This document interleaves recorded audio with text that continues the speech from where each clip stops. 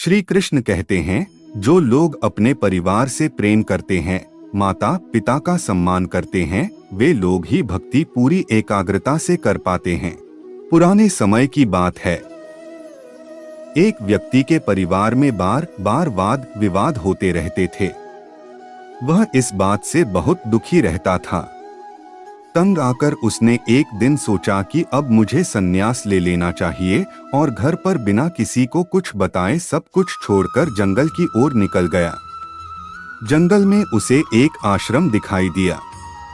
वह आश्रम में पहुंचा तो उसने देखा कि एक संत पेड़ के नीचे बैठकर ध्यान कर रहे थे।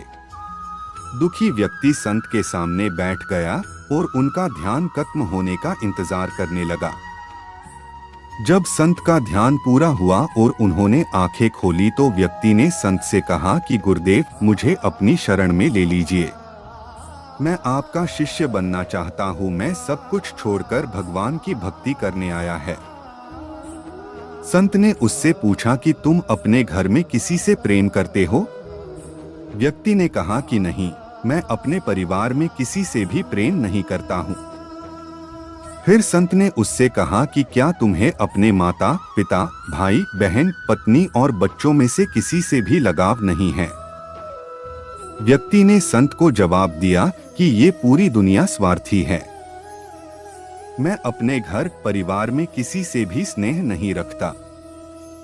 मुझे किसी से भी लगाव नहीं है, इसलिए मैं सब कुछ छोड़कर संन्यास लेना चाहता हूँ। संत ने कहा कि भाई, तुम मुझे क्षमा करो। मैं तुम्हें अपना शिष्य नहीं बना सकता हूँ। मैं तुम्हारे अशांत मन को शांत नहीं कर सकता हूँ।